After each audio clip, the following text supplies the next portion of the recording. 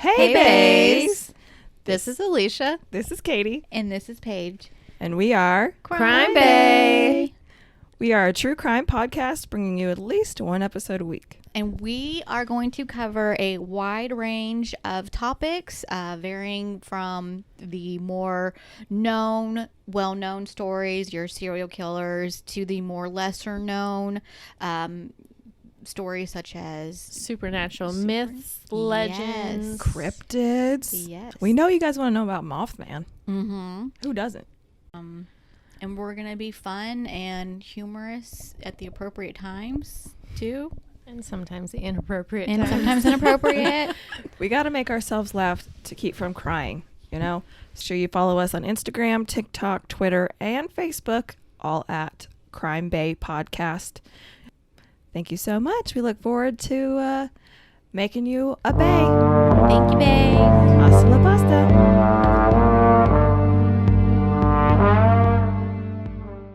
Hey guys! And welcome to Spilling the Crime, a true crime podcast with Me, Umberto. and me, Jonas. Woo! To grab your glass and happy Pride Month, you guys! Yay! Woo!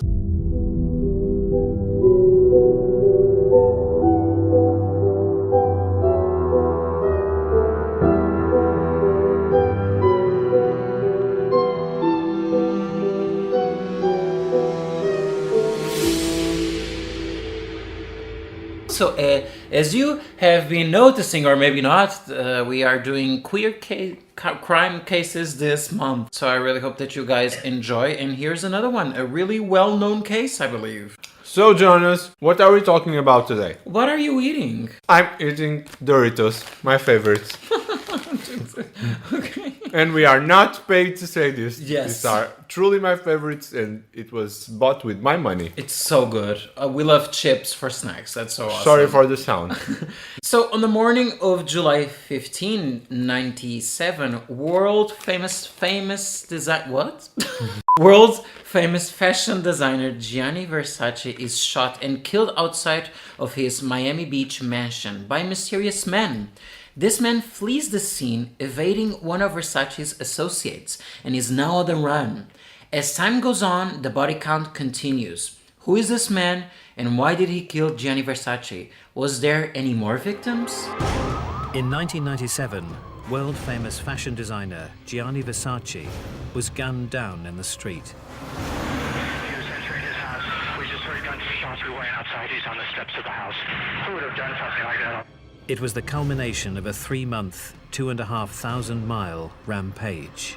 I quickly realized that this was much, much bigger than anything we had ever dealt with. As the clock ticked, the body count rose. He was like right there. Boom. It was horrifying. Even 16 years doesn't change things. And with it, the question, why had Andrew Cunanan, a good-looking and popular young man, embarked on this devastating killing spree? To think that Andrew killed Gianni Versace was just about the most preposterous thing that anybody could ever tell you. So, if you are around 30 years old now, at this time you would have 6 years. So just It was for your you birthday the other day. Yes. I turned 28. Thank you so much for the birthday wish. Bitch. So guys, what happened in 1997, just to remember you? So Princess Diana died this year too. Oh my god, also. Yeah. That's horrible. Maybe we'll talk about this one day. The Lion King musical debut. And the Harry Potter and the Philosopher's Stone book was released in June 1997. It was from 97? Yes. Oh my we god. were this young. No, but Portugal only got these books Way later? way later. So back to the crime. Yeah, we are in Miami, Florida, which was also known as the Flamboyant Playground. A new reputation as a flamboyant and glitzy playground for the clubbers, fashionistas, and playboys of any sexual orientation was developing. The wild scene. It was the gay scene at the time, I believe. Drugs. Everything. Party. Miami was crazy at the time. This was also where Gianni Versace lived.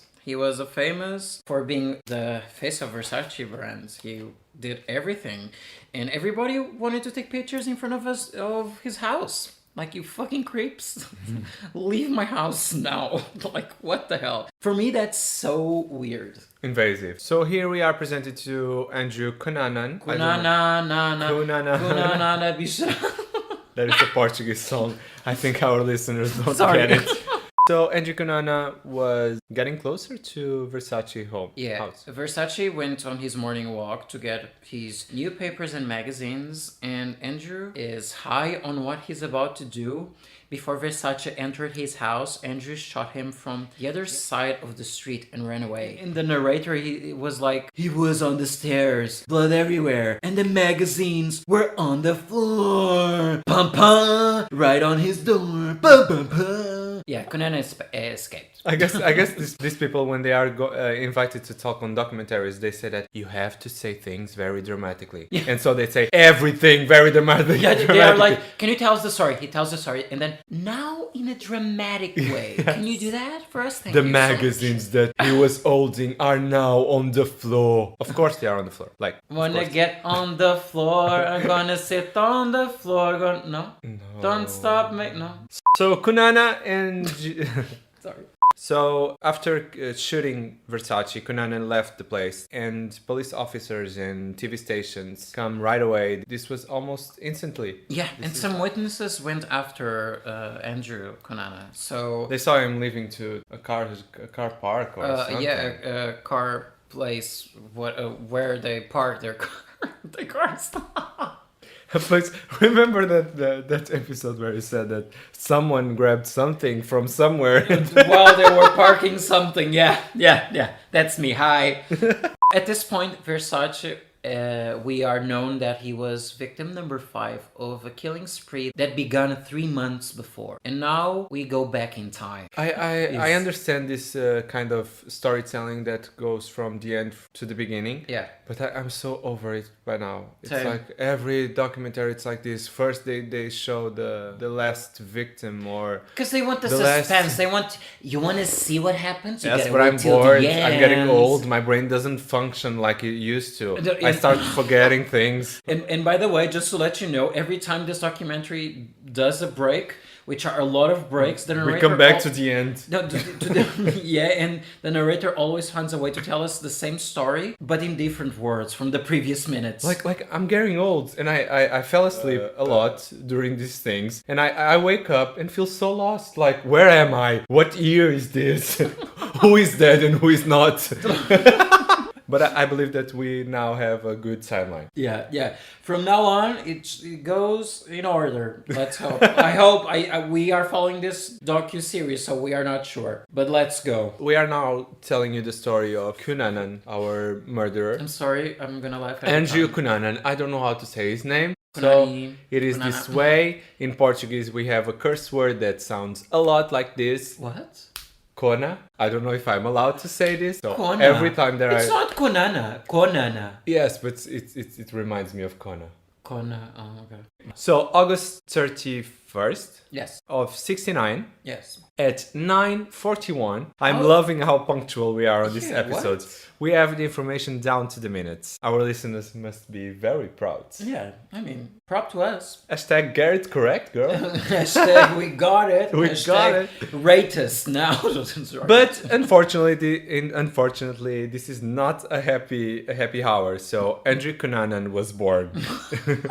And as we will see, this was not a very happy day. He was born in San Diego, in a crime-ridden suburb. Modest surroundings, religious mother and Filipino father. Yes. At some point, his mother earned an inheritance, and they were able to move to a slightly better place. Yeah, Andrew was a prodigy, and from the start, his father wanted him to be a confident man and to become the best version, to have a great life. So we are brought into his first day at his high school, right? Yes.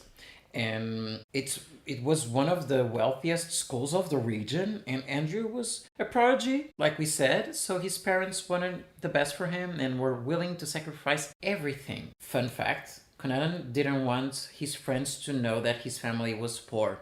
He tried to give the impression that he came from a wealthy family.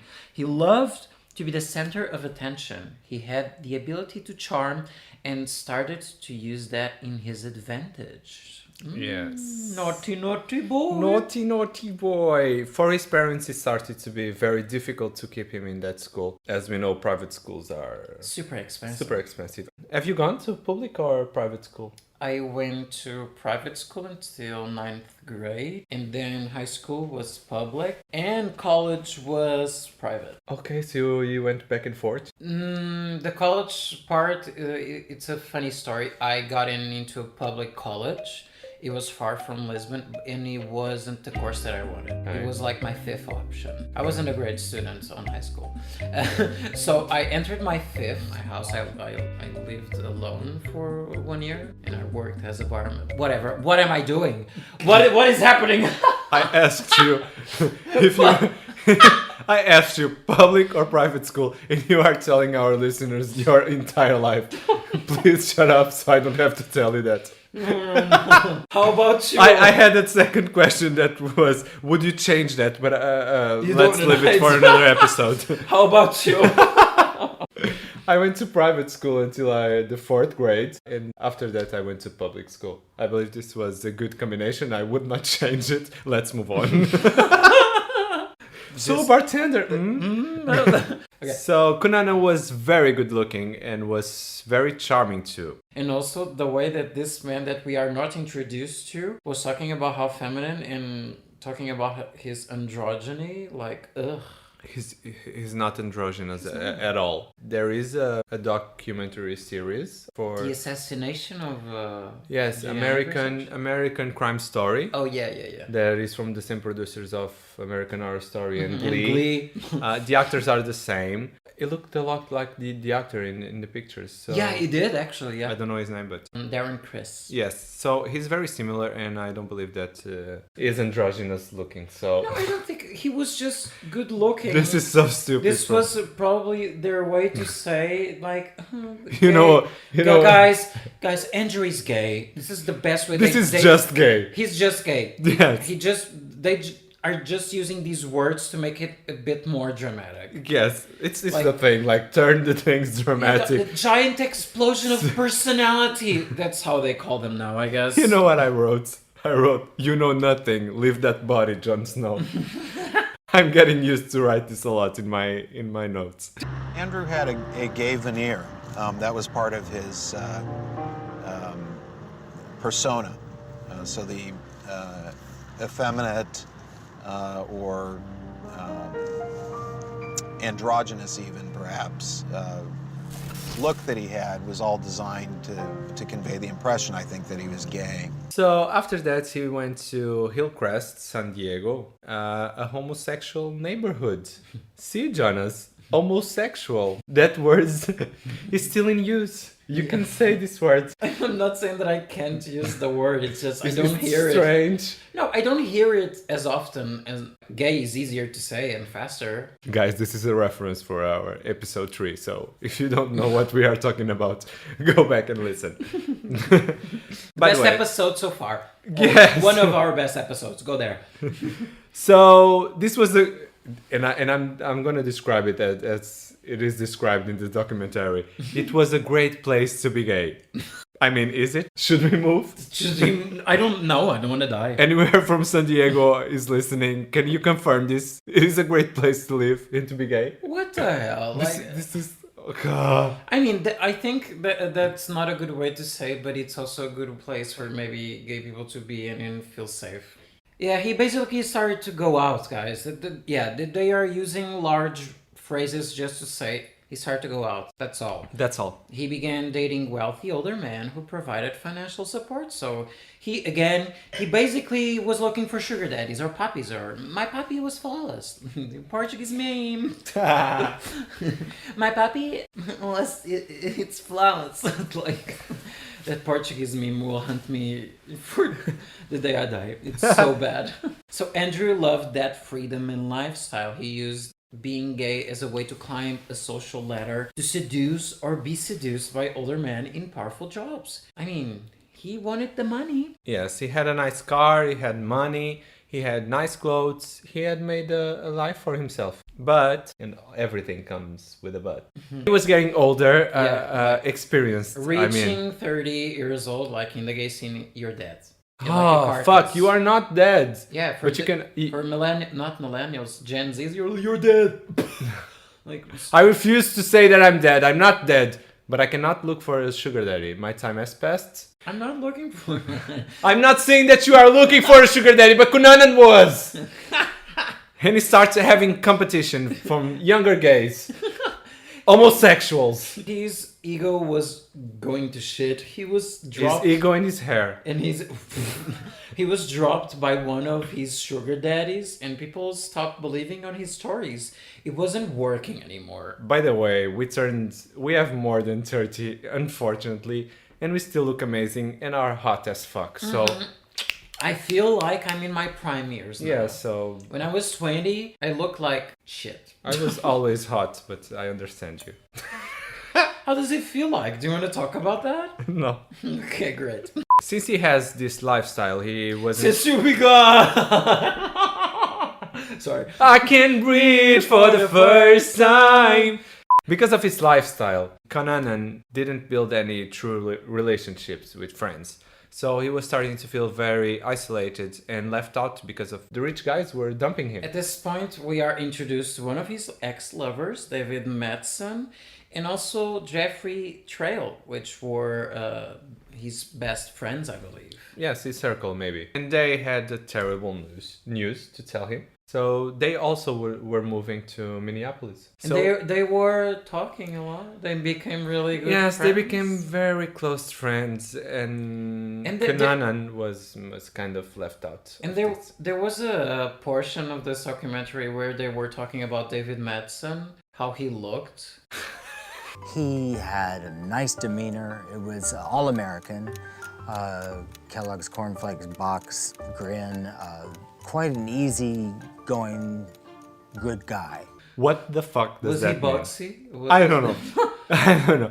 For me, it was just a white guy. But Yeah. I don't know I don't know how cereal boxes are there in the US. But we here have things like basketball tigers, chocolate dogs and bunnies, bees, and an astronaut bear. So I absolutely don't get it. He was categorized as a Kellogg's box brand. So are we talking about its cock?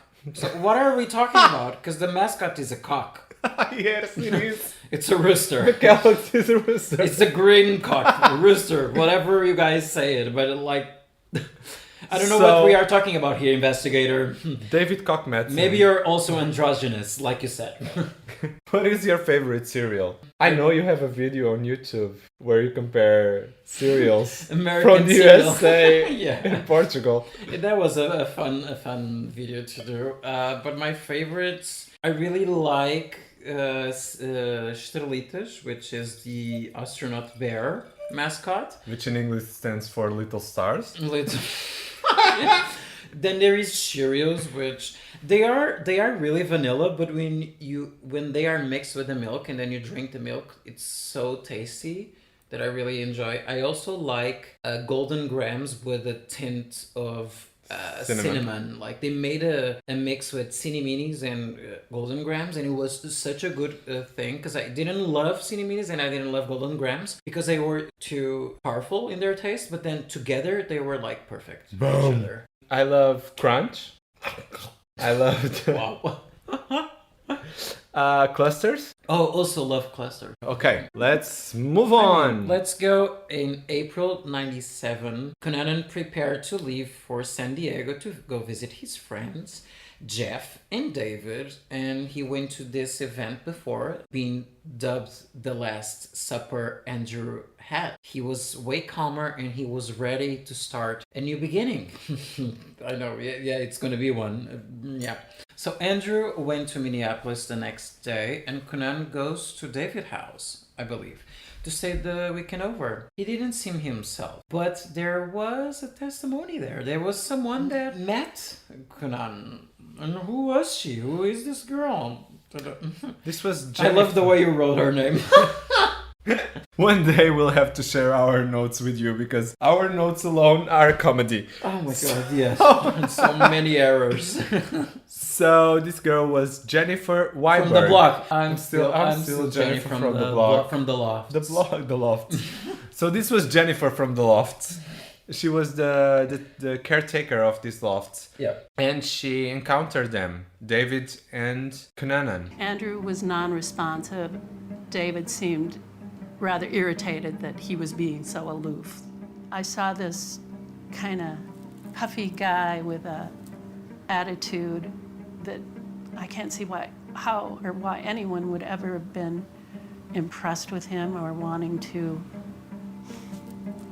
hang out with him. Drag him, like, what the fuck?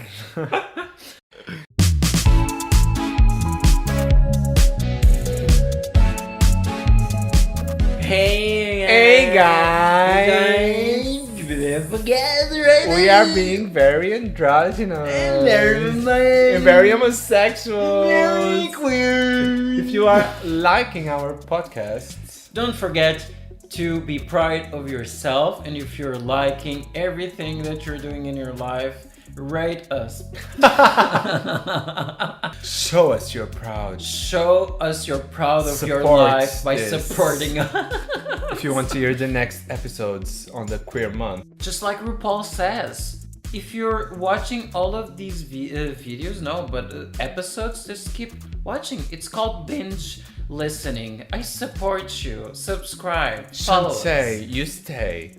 Go to our Instagram because all the fun is over happening there. Yes. Thank you so guys that have been following us. Yes, it's so fun and all your support is so awesome. Hello to the United States, the United Kingdom, Sweden. It's Canada. our last. Canada.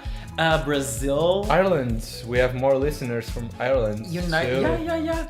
And Portugal, of course. And I'm proud that we are able to have this platform and talk about this in this month. I think it's very important. It's really cool. And I'm very proud of myself thinking about this. At the end of the day, we are all people, and we shouldn't be judged by the people that we like. That is so 2008. You're so 2000 late. That's wow. I got that boom, boom, boom. Okay, we're done with this. Bye. Let's continue. So this is where things go south. Really, really south. After an early argument in Jeff's apartment, Cunanan stole Jeff's gun. How? The real gun. I don't understand how we were at Madison's house and then Jeff's house. There was like a time skip here. I don't know what this was, but basically Cunanan took it to David's house, loft apartment, and Cunanan rang Jeff for Madison's apartment to come and retrieve his gun. This is very... I don't get it. Again, guys, this is theories and assumptions because these people, as you will know in the future, things happen. Yeah, things happen. On arrival, Cunanan beats Jeff's with a claw hammer. Yeah, and in front of Madison. What is a claw hammer? It's a hammer, a big hammer, probably. Okay. But like, oh my god! In the shape of a claw? What do you think was the argument here? Were they dating? Have we told the guys that Madison was an ex-lover? Yes. Yeah, so Cunanan believed that he was the love of his life. Yes, and I think... Love of my life, don't leave me.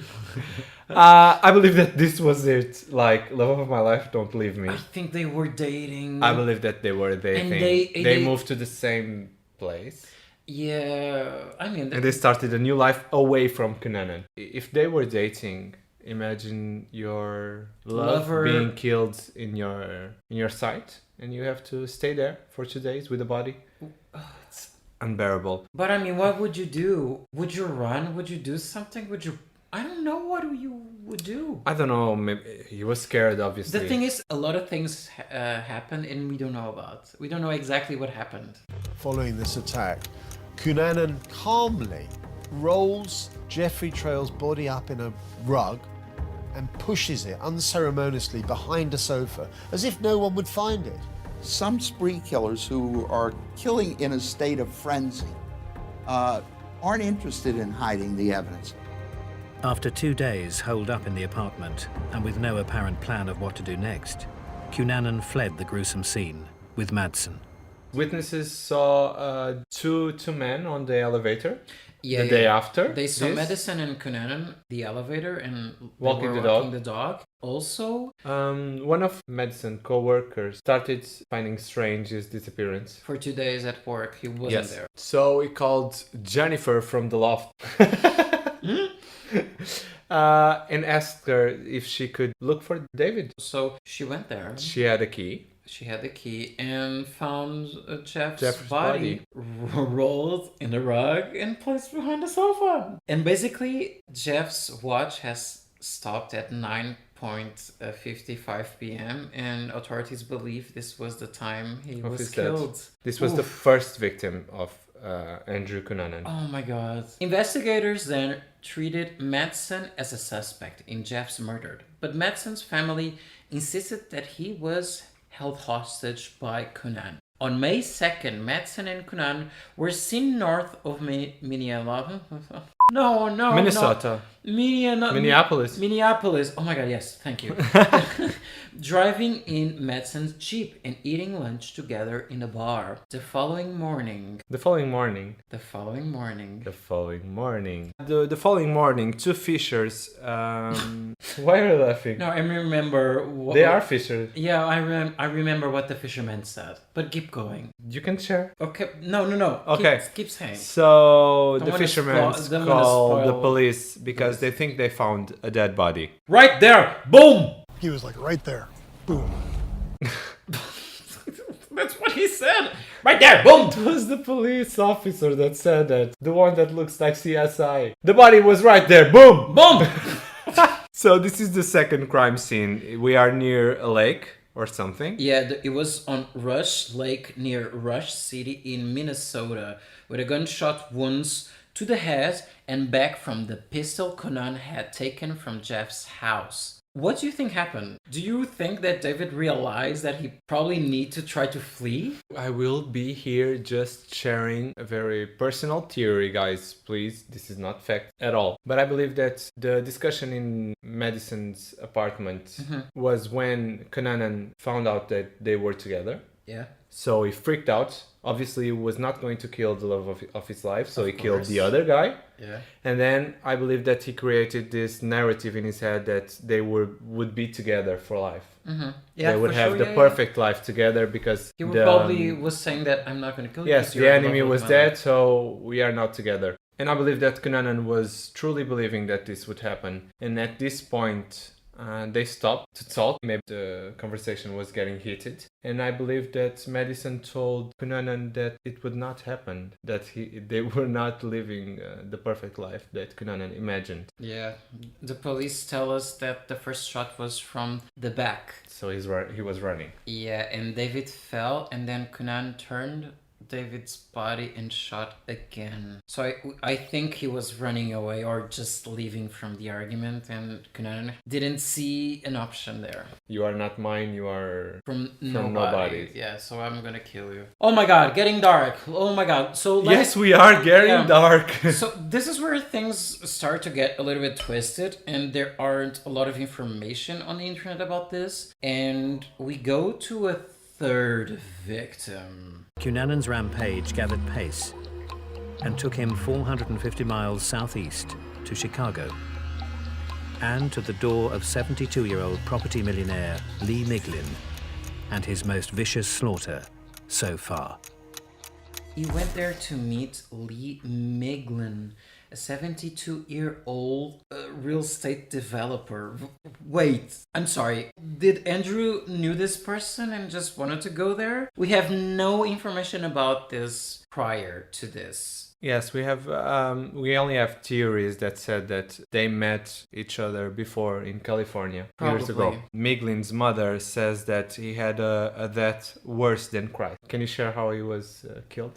Cunanan bound Miglin's hands and feet and wrapped his head with duct tape, then stabbed Miglin's more than 20 times with a screwdriver, slit his throat, and a hacksaw and stole his car. He always steals the victim's cars. Was this a random victim? I don't think this was. This was a passion crime. I believe it too. Was this the sugar daddy who dropped him? I don't know. One of them, maybe. I believe that this is revenge. Because normally a passion crime, you have repeated wounds on the victim's body. You have like more than 10 stabs or you have a lot of mutilated parts. But I believe that he has such strong feelings about this. Yeah, I think this one... He didn't do any of this to any of the other bodies. Like he loved medicine, yes. but with Jeff, it was repeated.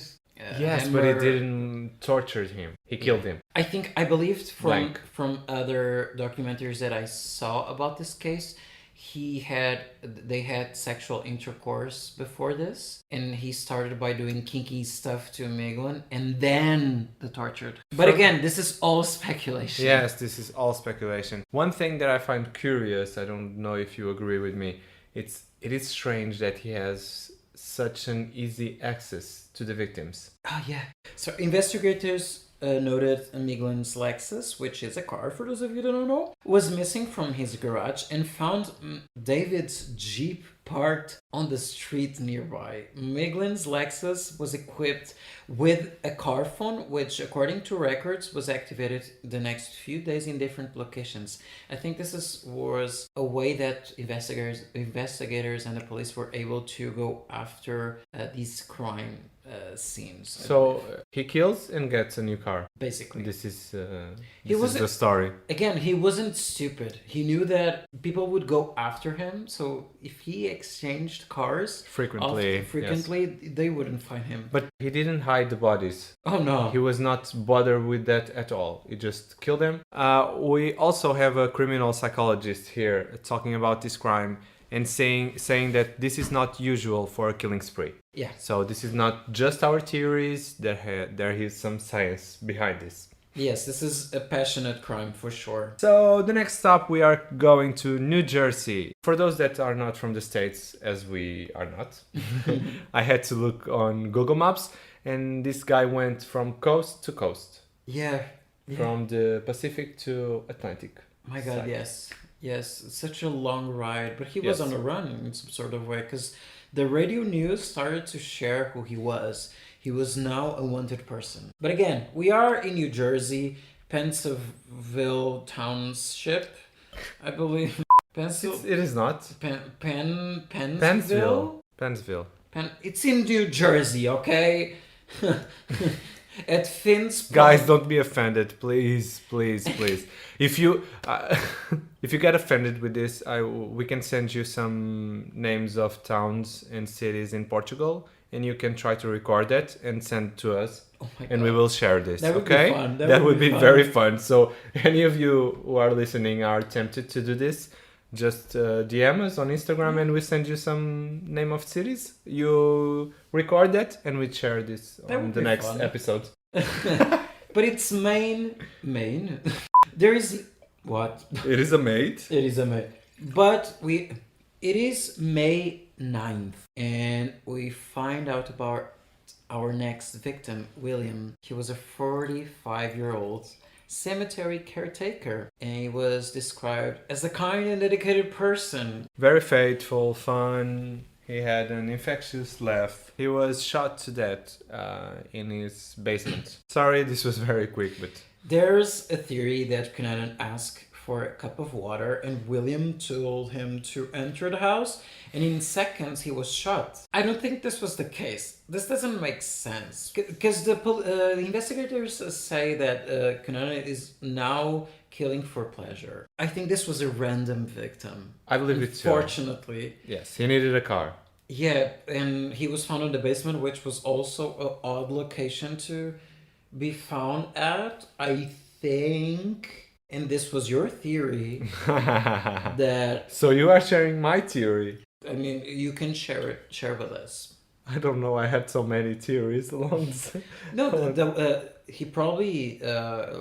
Cunanan was pointing a gun and said, go to the basement or something. Yes, initially I found it strange how the guy was killed in his basement. If he was looking for a glass of water, It wouldn't be at the basement. Yes, why would they go to the basement? So I started thinking about more obscure things or maybe sexual things. But I believe that maybe this was true. So Cunanan pointed the gun and asked the guy to move to the basement because the body would be hidden. Yeah, maybe. Sure. Later that day, when Reese did not return home for dinner, his wife visited the cemetery to check. Oh my God, the wife was at home. The wife was at home. Oh See? my Yes. God. This was it. The guy died in the basement, so he wouldn't be found out so quickly. Andrew Cunanan had gone from killing friends to murdering strangers in cold blood.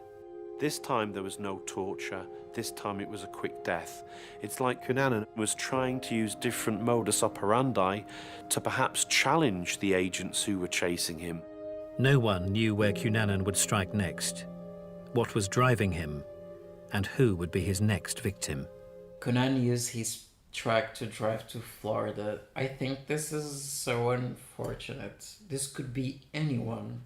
This Anyone. Again, we are in the dark. We start really happy and this is getting really dark. This is really sad. I'm also losing my voice. Calm down, we have to tell the story. I know. In May 12th, Cunanan arrives Miami. So the problem with this guy is that he could change his appearance very, very quickly. Yeah. He could wear glasses, take off the glasses. Police had so many pictures of him. So versatile. He was such a chameleon, that's what I was going to say. Yeah, he would put the glasses and then take it off. Oh my God, a completely different person. Yes, but this was what the police found. They had so many pictures of him and they could not find him. All the pictures for me look the same. I remember watching the doc series and he put on a cap.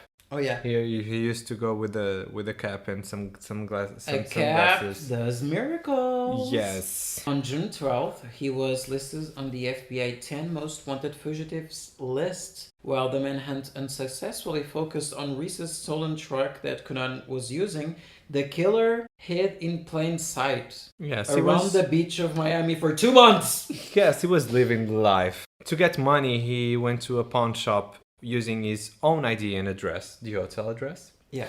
To change something that he took from Miglin. From Miglin, like a golden the rich guy, yes, something? a golden coin, And which he was able to get more money. Exchange for $200. Yeah, I think so, yeah. $200 at the time was a lot of money. On July 14th, seemingly out of money, Cunanan checked out of his hotel without paying for his last night there. And now we move on to Gianni Versace. Yes, so here we get this friend from Cunanan, Anthony Dabier. Why do you have these names? Oh my God. I'm so tired. Let these people I get so exhausted of saying these names. So this guy starts sharing with us the theory that Cunanan was getting upset with the gay community. Yeah. There is so much in the media about this. We will share this with you later. During his San Diego days, Cunanan would tell all these stories about meeting the world famous designer Gianni Versace in one of these parties that he went to. But nobody believed him. There is a series that we watch, a show, that we see him meeting Gianni, but I don't think that was real. I think there was a visuals moment for us to understand what Gianni was telling other people. I'm not sure if that was real, but I can also understand if this was real, that his ego would be damaged from that. So the writer that wrote the book that inspired the TV series says that he talked with at least 5 people that confirmed that this conversation happened. Yes, I do think they met in the club and Gianni Versace didn't care about Cunanan when he was trying to talk with the designer and his pride and ego went to shit. That's my opinion. Maybe. Yeah. Again, he was rejected. Yeah. It could be seen perhaps that Cunanan targeted Versace because it was an argument, it was an element of self-loathing against being homosexual and the gay community that he'd now turned against. There was also the belief that Cunanan thought he had HIV and he wanted to take it out on a symbolism for the homosexual culture. Versace would be an ideal target that would bring everything together in one tumultuous storm. So we get to the day of the crime. The day of the crime. July 15th. So again, like we told you at the beginning, Cunanan murdered 50-year-old Gianni Versace on the front steps of Gianni Versace's house, his mansion in Miami Beach. Versace was returning from a visit to the news café where he picked the magazines that were on the floor when he was shot once in the back of his head and once in the left cheek with the same pistol Cunanan used to murder David and William. A witness pursued Cunanan but was unable to catch him, and he fled into a nearby parking garage. The police found William's stolen vehicle in a nearby parking garage. It contains Cunanan's clothes and clippings of newspapers reports about the early murders. So obviously, this is Gianni Versace. Yes. So when someone reported this to the police, the circus was installed. Completely. So police officers, TV stations.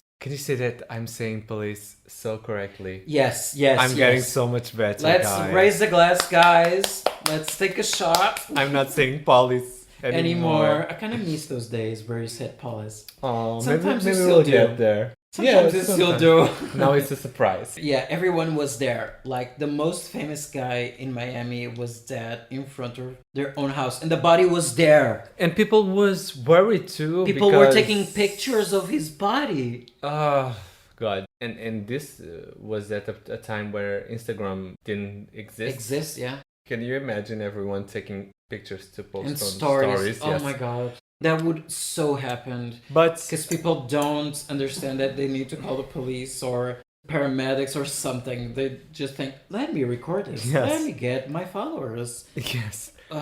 People were getting anxious and scared because apparently there was this guy killing gay people. Yeah, and the gay community was on edge for their lives, basically. I mean, if they were already on edge for not everything else. For everything else, this is another thing that it's happening. Like a gay icon died. Yes, getting murdered in front of his house. Basically. If something happened, I instantly think like I have to go home. Yes. Because home is safe. I mean, you need to be comfortable and secure in your house. Yes. If those two are like violated in some way, it's done. Yes. It's done. One day I will tell you about my stay in Canada. And we will talk about that, where those two words went to shit really fast. But eight days after, and there was no sign of Cunanan. Nothing. This guy was... He was clever. He was a prodigy. I mean, yes. You know, he was on every TV station and nobody could recognize him. For him, law enforcement were inferior to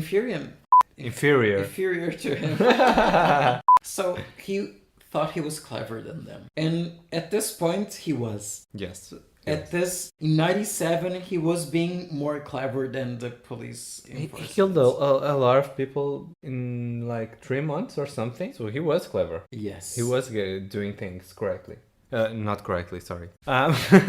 So, guys, again, a lot of theories are here and not a lot is fact of how he would think about things and exactly what happened to these crimes. This is all what the police people and investigators Thanks and theories think that happened because of the crime scene and what happened to the bodies. Because we have no witnesses that were there and survived at this point.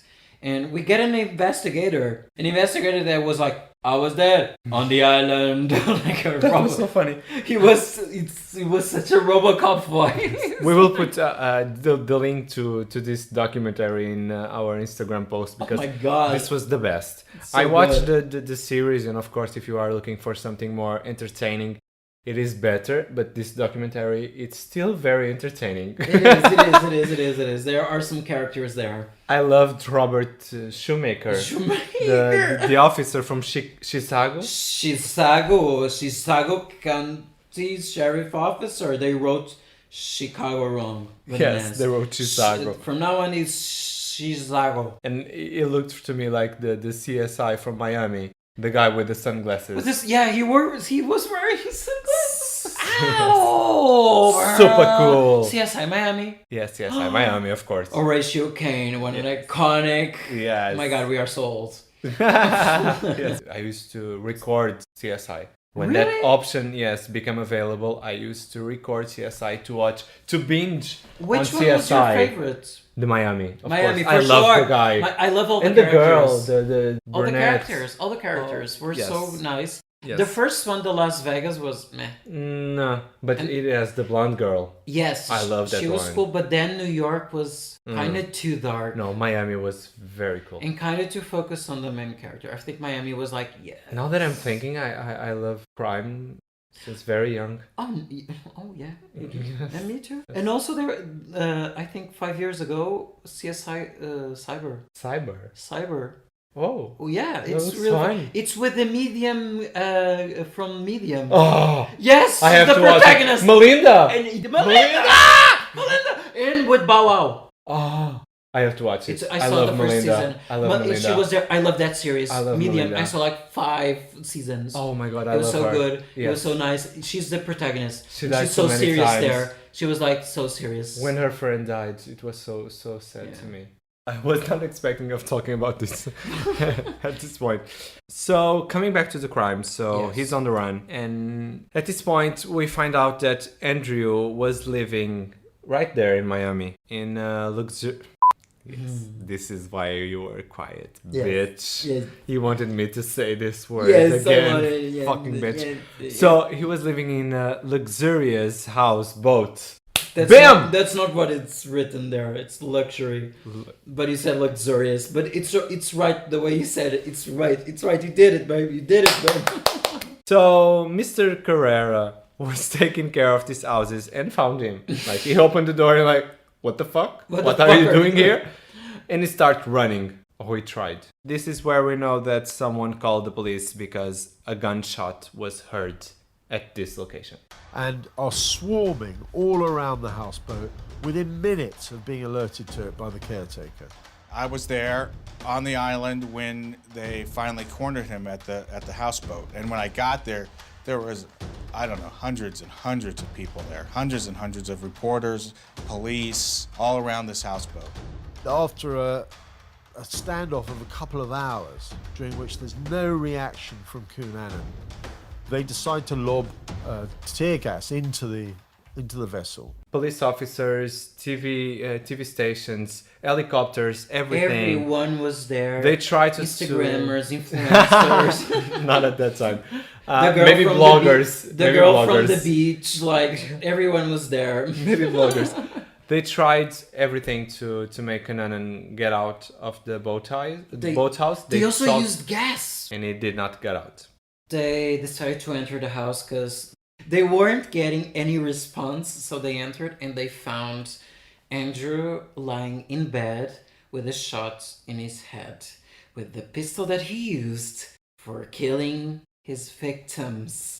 And we get this investigator saying he wanted to die in a homoerotic way. Oh my God, everything is homo in this doc. It's a Hollywood way to die. What the fuck are you saying? But one thing he said was right. Cunanan wanted to have control of everything he did, of every situation, and even the end of his life. He had control of his victims and the way he died.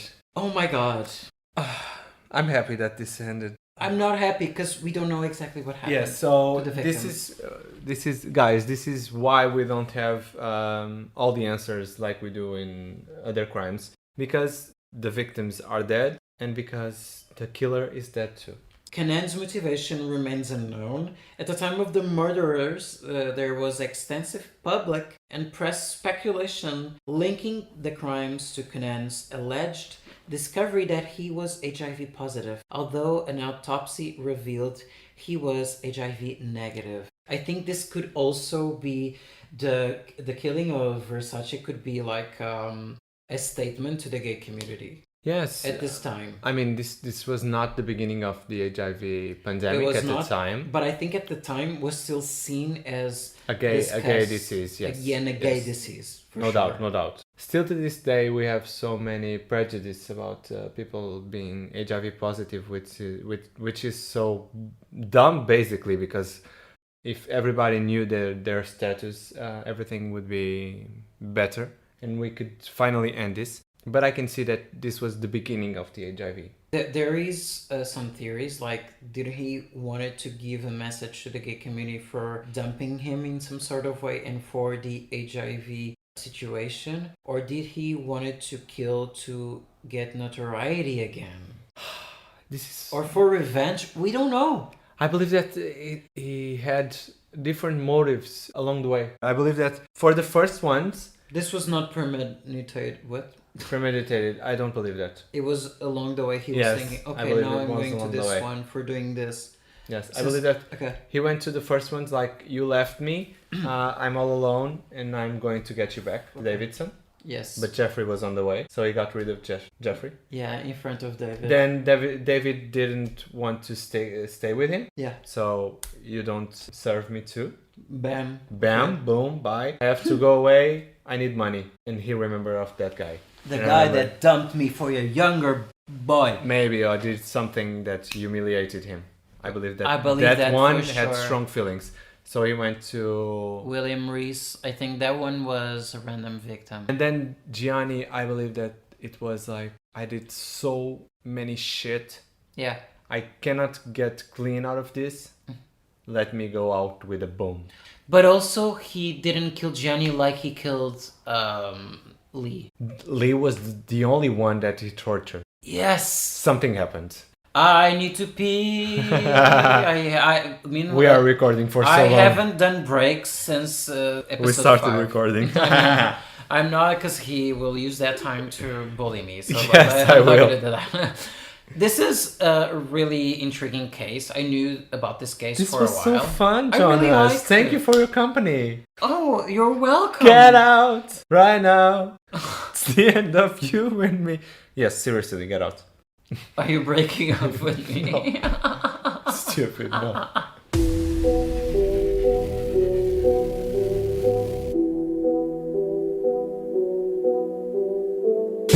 I really hope that you guys enjoyed this episode, and welcome to Pride Month. We are so fucking proud of everything. Oh my god, can we just share which case are we talking about the next episode? It's really dark. It's really, really dark. It's the darkest one we have did talked so about far to this day. Yes, I believe it is. And it yes. happened in Brighton, I believe. UK. Yes, in the UK.